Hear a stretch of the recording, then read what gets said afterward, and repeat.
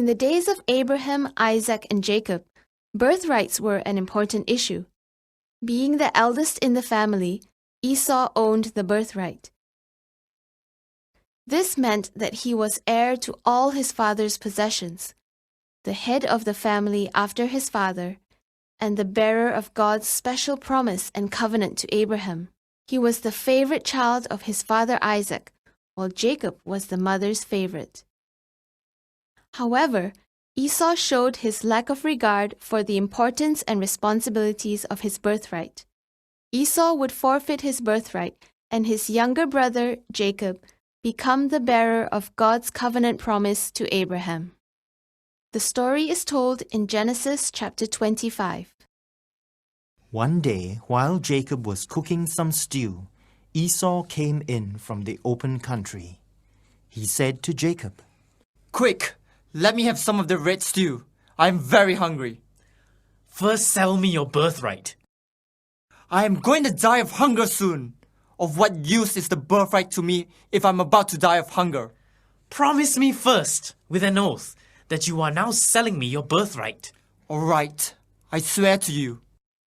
Then Jacob gave Esau some bread and lentil stew. In this way, Esau showed that he cared very little for his birthright. When Isaac was old, his eyes became so weak that he could no longer see. One day he called for Esau, his older son, and said to him, "I am now an old man, and don't know when I may die. Get your weapons, your bow and your quiver of arrows.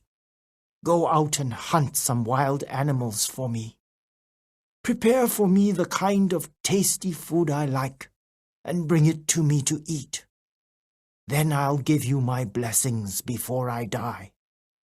Blessings and curses were regarded then as more than just simple wishes or words. It was accepted that if a father blessed his son, saying, "Be lord over your brothers," the son would in fact become his brother's master. These blessings were usually irrevocable, meaning they could not be changed once they had been pronounced. Rebekah overheard Isaac promising Esau his blessing, and hurried to Jacob, her favorite son. She said to Jacob, "Listen carefully. Go out to the flock and bring me 2 of the finest young goats.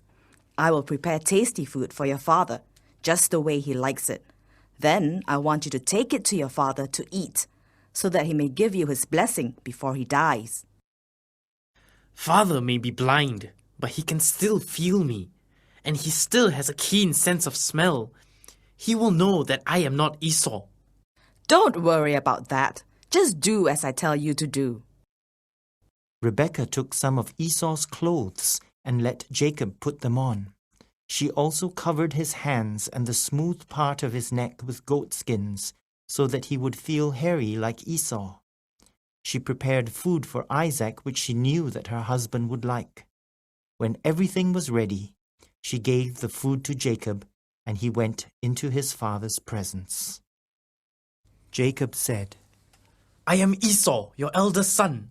I have done as you have asked me. I have prepared some food from the game that I have caught. Please eat some of it, and then you can give me the special blessing." Isaac was not going to be easily fooled. "How did you find your game so quickly, my son?" "The Lord your God gave me success." "Come near to me so that I can touch you." Jacob went close to his father and let Isaac touch him. Isaac felt the hand which was covered with goat's hair. "It is the voice of Jacob, but the hands are the hands of Esau," Isaac said. He had one more test for Jacob. After he had eaten, his father Isaac said to him, "Come here, my son, and kiss me." So he went to him and kissed him. When Isaac caught the smell of his clothes, he blessed him.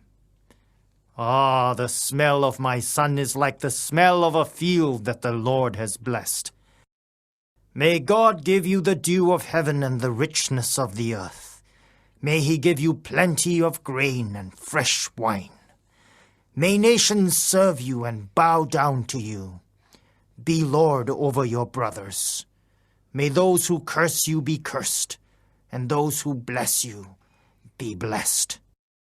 Soon after Jacob left his father, Esau returned and brought the food he had prepared from his hunt. Isaac trembled violently when he realized that he had blessed Jacob instead of the son he loved. Esau said desperately, Haven't you saved any blessing for me? "I have made him ruler over you. I have made all his relatives serve him, and I have provided him with grain and new wine. So what can I possibly do for you now, my son?" Esau was very angry and wept aloud. He vowed to kill his brother Jacob after his father's death. Esau shows disregard for his birthright. This birthright carries with it the blessing and responsibility of the covenant promises and the leadership of God's chosen people. It cannot be taken lightly. Although Esau was the elder, because he despised his birthright, God raised another to take over his place. This is a lesson for all of us. If we have been given a responsibility, let us not take it lightly.